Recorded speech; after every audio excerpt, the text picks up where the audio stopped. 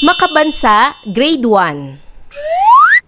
Quarter 1, Week 5, Day 1 to 4. Ang paksa ng ating aralin sa araw na ito ay ang bawat tao ay may iba't ibang kakayahan.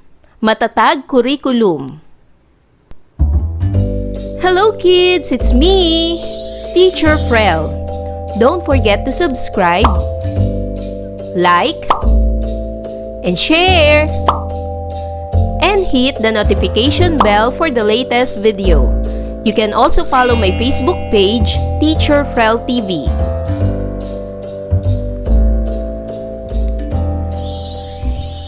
Sa araw na ito ay pag-aaralan natin sa asignaturang makabansa, ang bawat tao ay may iba't ibang kakayahan. Day 1, Sining sa Pag-awit. Bago tayo magsimula sa ating aralin, ay awitin muna natin ang awiting Tong Tong Tong Pakitong Kitong. Alam niyo ba ang awit na ito mga bata? Tara, sabayan niyo ako. Tong Tong Tong Tong Pakitong Kitong, alimango sa dagat, malaki at masarap, mahirap hulihin sapagkat nangangagat. Ulitin natin mga bata. Tong Tong Tong Tong Pakitong Kitong, alimango sa dagat, malaki at masarap, mahirap hulihin sapagkat nangangagat. Mga layunin ng aralin na ipakikita ang kakayahan sa pag-awit at nakaaawit ng simpleng kanta. Kilalanin ang mga salita sa ibaba. Awitin. Gamitin natin ito sa pangungusap. Halimbawa, 5 awitin ang nais iparinig ni Sheena sa kanyang kaarawan. Ang sumunod naman na salita ay pag-awit. Gamitin natin ito sa pangungusap. Hilig ni Ben ang pag-awit ng masasayang awitin. Awitin naman natin ang awiting pambata na Mga Palaka. Maaari nyo ring pakinggan ang awiting ito sa YouTube upang malaman nyo ang tamang tono nito. Ngayon ay sabayan nyo ako sa pag-awit ng awiting Mga Palaka. Mga palaka, sila'y masasaya.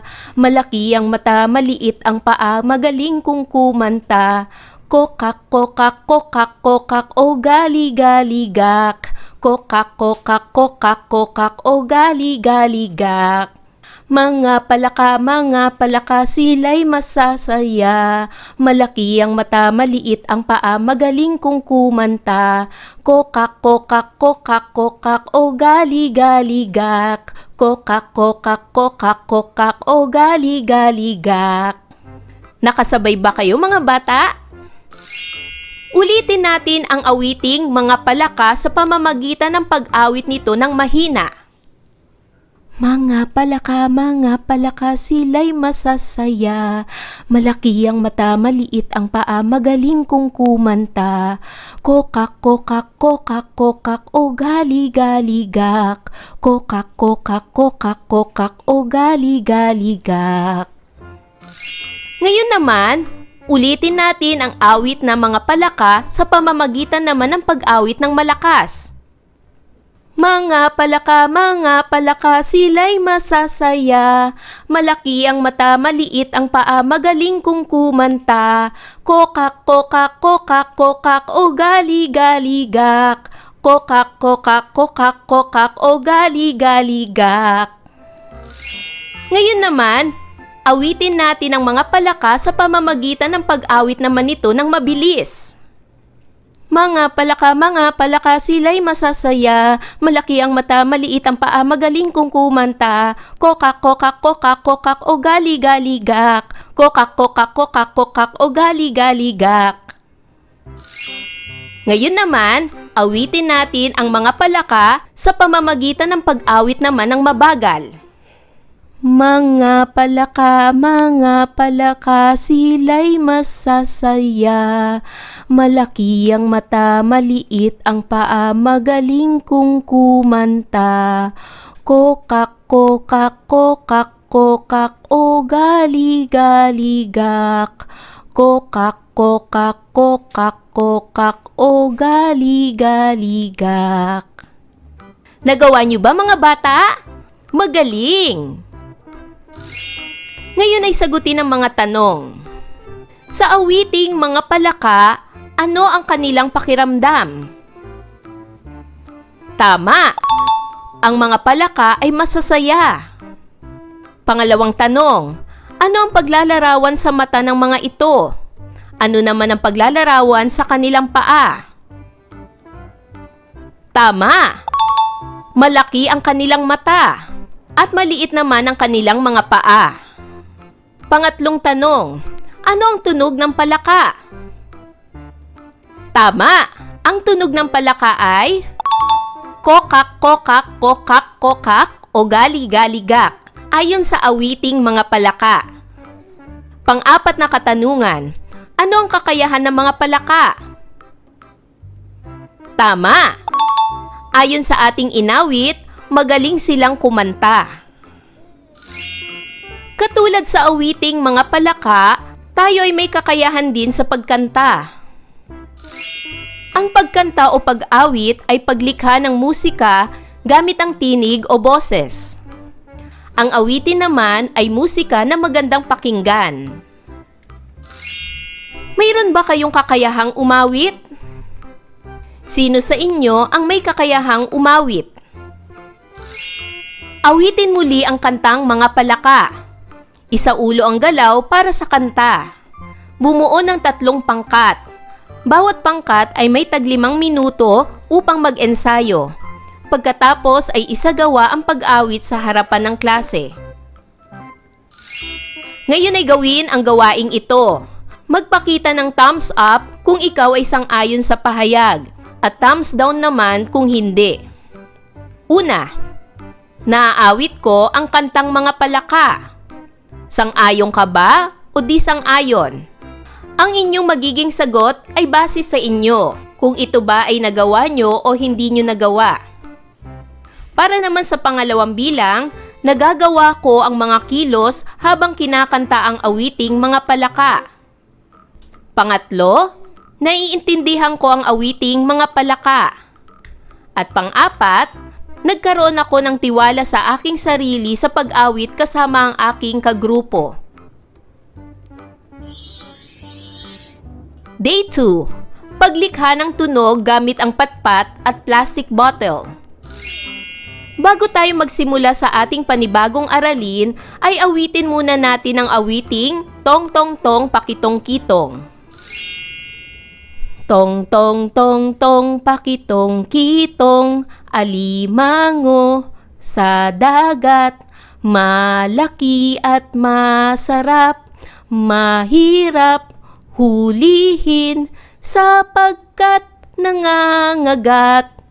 Tong tong tong tong pakitong kitong, alimango sa dagat, malaki at masarap, mahirap hulihin sapagkat nangangagat. Ngayon naman ay awitin ito ng mahina at malakas, at mabilis at mabagal. Pag-aralan kung paano ito aawitin gamit ang mga elementong nabanggit. Awitin muna natin ito ng mahina. Handa na ba kayo? Tong tong tong tong pakitong kitong, alimango sa dagat, malaki at masarap, mahirap hulihin sapagkat nangangagat. Ngayon naman, awitin ng malakas. Tong tong tong tong pakitong kitong, alimango sa dagat, malaki at masarap, mahirap hulihin sapagkat nangangagat. Ngayon naman ay awitin ito ng mabilis. Tong tong tong tong pakitong kitong, alimango sa dagat, malaki at masarap, mahirap hulihin sapagkat nangangagat. Awitin naman ito ng mabagal. Tong tong tong tong pakitong kitong, alimango sa dagat, malaki at masarap, mahirap hulihin sapagkat nangangagat. Nagawa niyo ba mga bata? Magaling!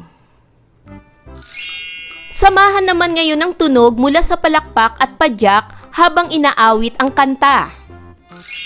Awitin natin ito ng may palakpak. Handa na ba kayo?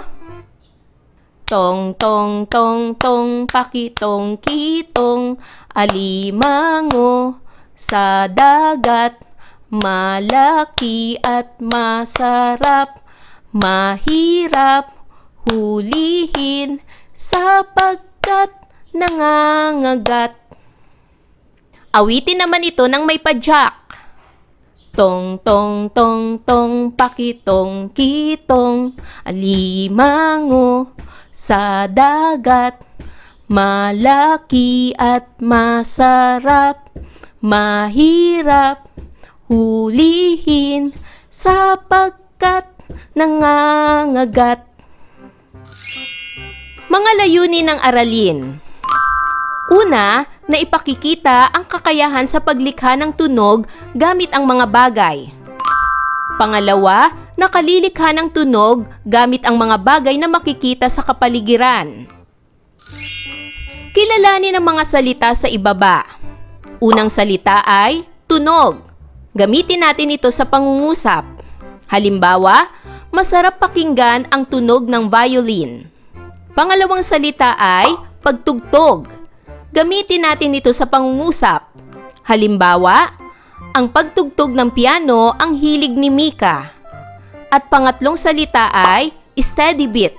Gamitin natin ito sa pangungusap. Halimbawa, ang steady beat ay parang tibok ng puso. Ano ang kahulugan ng steady beat? Ang steady beat ay tumutukoy sa pare-parehong pulso o regular na pag-ulit ng tunog sa musika. Ang steady beat ay ang pantay-pantay na tunog na paulit-ulit gaya ng tunog ng tambol o palakpak sa isang kanta. Ngayon ay magsasanay tayo ng steady beat sa pamamagitan ng pagpalakpak. Halimbawa, sa kantang Tong Tong Tong Pakitong Kitong, kapag pumalakpak ng bawat pantig o bilang, sinusunod natin ang steady beat. Ipalakpak ang bawat tong, tong, tong, tong, pakitong, kitong. Handa na ba kayo? Tong, tong, tong, tong, pakitong, kitong, alimango sa dagat, malaki at masarap, mahirap hulihin sapagkat nangangagat. Ulitin natin mga bata. Sabayan ito ng palakpak. Tong tong tong tong pakitong kitong, alimango sa dagat, malaki at masarap, mahirap hulihin sapagkat nangangagat. Gawin ulit ang steady beat gamit naman ang lapis. Kumuha ng lapis at sundan ang awiting ito. Tong tong tong tong pakitong kitong, alimango sa dagat, malaki at masarap, mahirap hulihin sapagkat nangangagat. Awitin muli ang Tong Tong Tong Pakitong Kitong habang ginagawa ang steady beat gamit ang lapis. Pag-aralan ng awitin, maaaring awitin ito ng malakas at mahina o mabilis at mabagal. Awitin ito ng mabilis at malakas. Tong tong tong tong pakitong kitong, alimango sa dagat, malaki at masarap, mahirap hulihin sapagkat nangangagat. Awitin naman ito ng mabagal at mahina. Tong tong tong tong pakitong kitong, alimango sa dagat, malaki at masarap, mahirap hulihin sapagkat nangangagat. Ngayon ay sagutin na ang mga tanong. Unang katanungan, nagustuhan ba ninyo ang gawain? Bakit? Pangalawa, ano ang nalilikha sa pagpalakpak ng kamay at pagpalo sa patpat? Nakakalikha tayo ng tunog na may steady beat o kumpas. Pangatlong tanong, ano-ano pa ang mga bagay na lumilikha ng tunog? Narito ang mga halimbawa ng mga bagay na lumilikha ng tunog. Gaya ng baso at kutsara. Maaari niyong sabayan ang awitin gamit ang baso at kutsara. Ipupukpok ang kutsara sa baso. Maaari ring makalikha ng tunog sa pamamagitan ng takip ng kaldero. Ganon din ang lata kapag pinalo. Ganon din ang patpat kapag ipalo sa mesa. Ganon din ang pito. At ganon din ang kampana. Narito rin ang mga instrumento na maaaring lumikha ng tunog. Gaya ng tambol, gitara, plauta, xylophone, piano, trumpeta, at marami pang iba't ibang uri ng instrumento ang maaaring lumikha ng tunog. Ang tao ay may kakayahang lumikha ng tunog. Ang tunog ay naririnig ng ating tainga. Sa ating aralin, tayo ay lumikha ng mga tunog mula sa pagpalakpak at sa pagpalo ng patpat. Ito rin ay sinasabayan sa pag-awit. Instrumentong pangmusika naman ang ginagamit para sa mga awitin, gaya ng tambol, gitara, piano, xylophone, trumpeta at marami pang iba. Ngayon ay gawin ang gawaing ito, paggawa ng tunog. Lumikha ng tunog gamit ang plastic bottle na walang laman. Upang makalikha ng iba pang tunog, maaring gamitin ang patpat o lagyan ng laman ang plastic bottle. Maaari ring gamitin ang papel sa paglikha ng tunog. Awitin ang mga palaka habang ginagawa ang mga tunog. Gamit ang plastic bottle, maaari niyong lagyan ito ng mga laman at gawing instrumento sa pagtugtog habang inaawit nyo ang awiting mga palaka.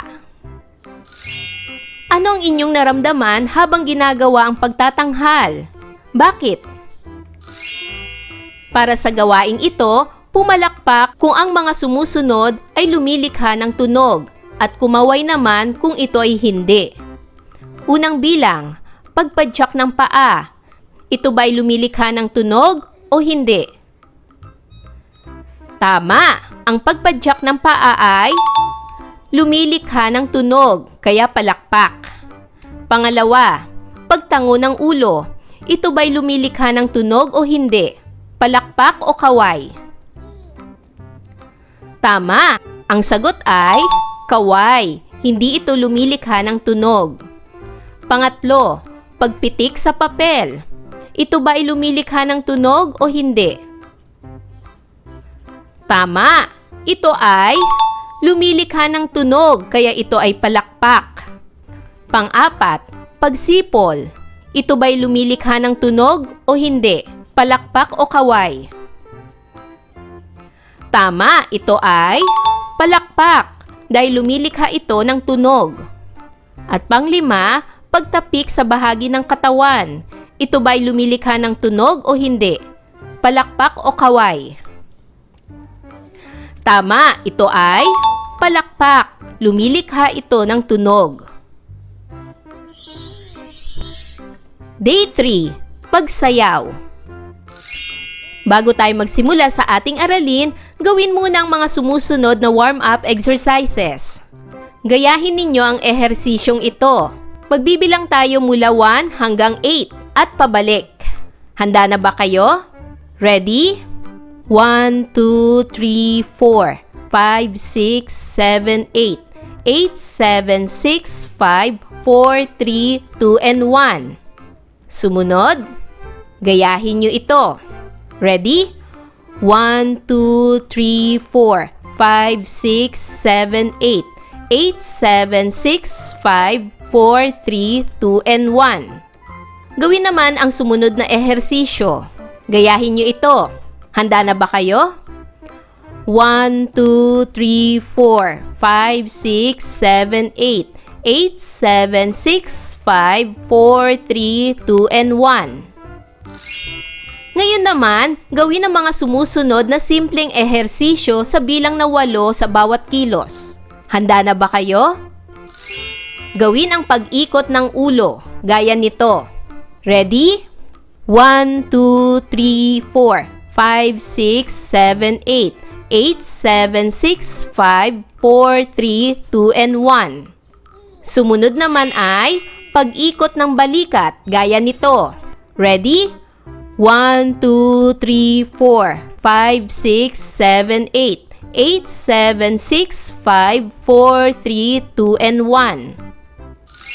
Sumunod naman ay ang pag-ikot ng baywang, gaya nito. Ready? 1, 2, 3, 4, 5, 6, 7, 8. 8, 7, 6, 5, 4, 3, 2, and 1. Sumunod naman ay ang pag-ikot ng tuhod, gaya nito. Ready? 1, 2, 3, 4, 5, 6, 7, 8. 8, 7, 6, 5, 4, 3, 2, and 1. Sumunod, pag-ikot ng paa, gaya nito. Ready? 1, 2, 3, 4, 5, 6, 7, 8. 8, 7, 6, 5, 4, 3, 2, and 1. Sumunod naman ay ang pag-jogging, gaya nito. Ready? 1, 2, 3, 4, 5, 6, 7, 8. 8, 7, 6, 5, 4, 3, 2, and 1. At pagkatapos ninyong mag-ehersisyo, ay gawin ang inhale at exhale. Ready? Inhale, exhale. Inhale, exhale. Inhale, exhale. Inhale, exhale. Mga layunin ng aralin. Una, na ipakikita ang kakayahan sa pagsayaw. Pangalawa, nakakasayaw sa saliw ng tunog o musika. Kilalanin ang salita sa ibaba. Sayaw. Gamitin natin ito sa pangungusap.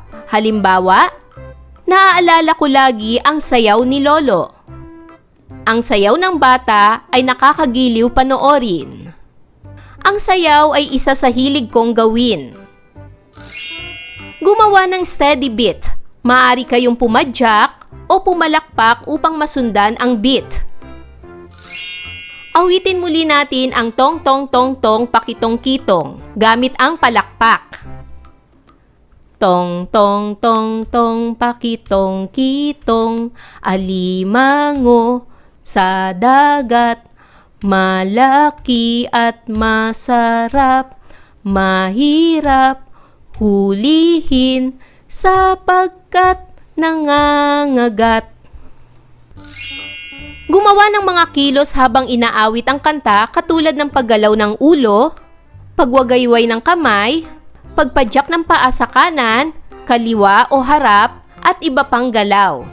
Halimbawa, gawin ang pag-ikot ng tuhod habang inaawit ang tong-tong-tong pakitong-kitong.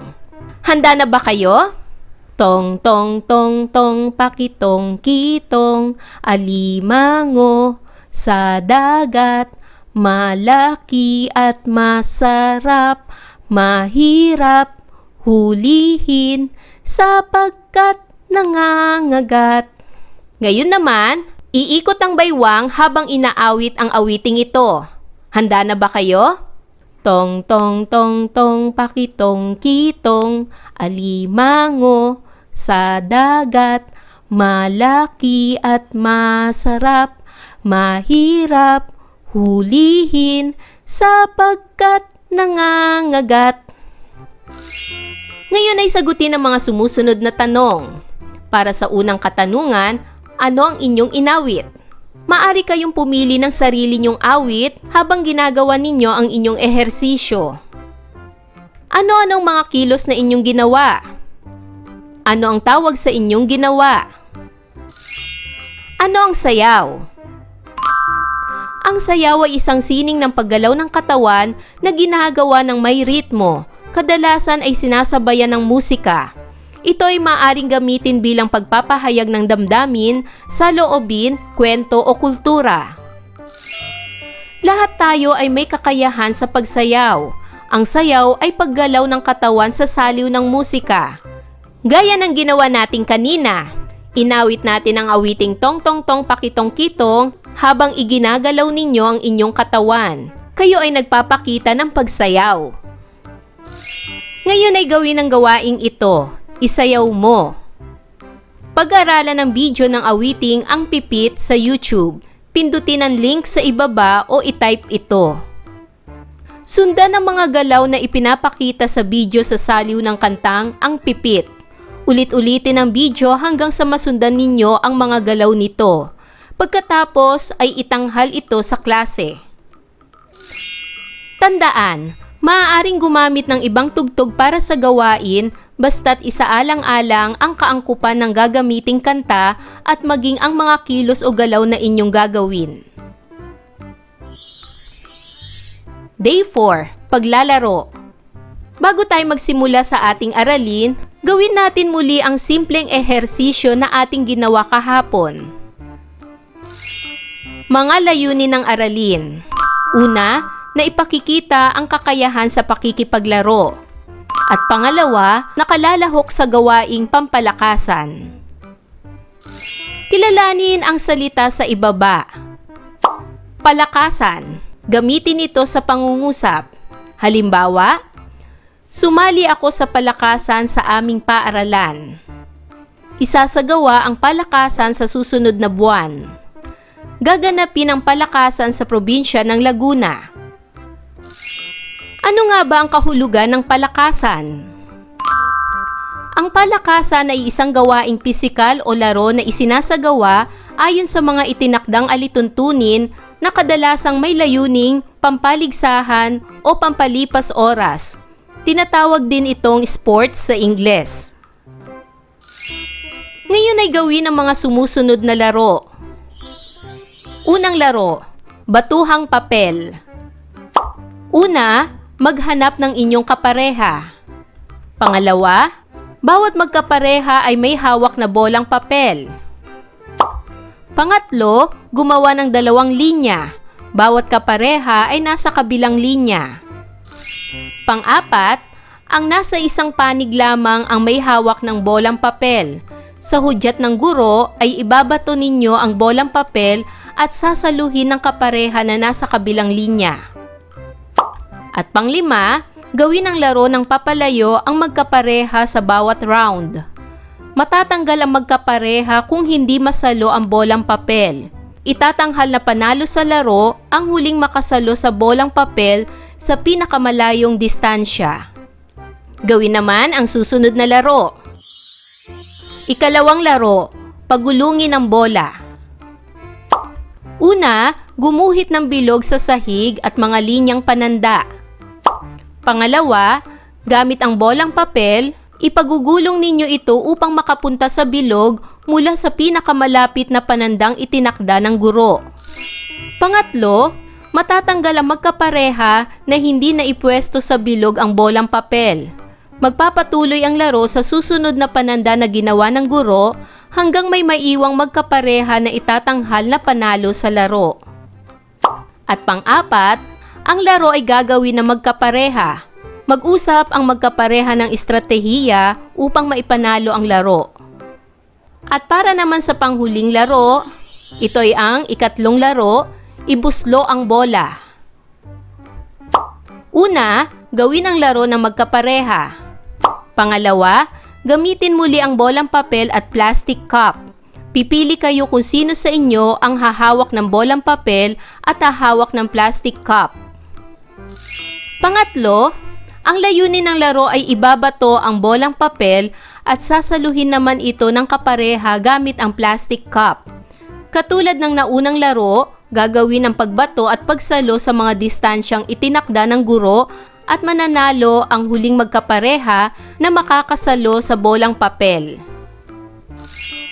Ngayon ay sagutin naman ang mga sumusunod na tanong. Una, ano-ano ang iyong mga kakayahan na ipinakita sa mga laro? Pangalawa, paano mo ginawa ang mga kakayahang ito? Ayan mga bata, naunawaan niyo ba ang ating aralin sa araw na ito? Kung ganon, magaling! Mga bata, sana'y marami kayo natutunan sa ating aralin. Hanggang sa susunod na video lesson, paalam! Thanks for watching!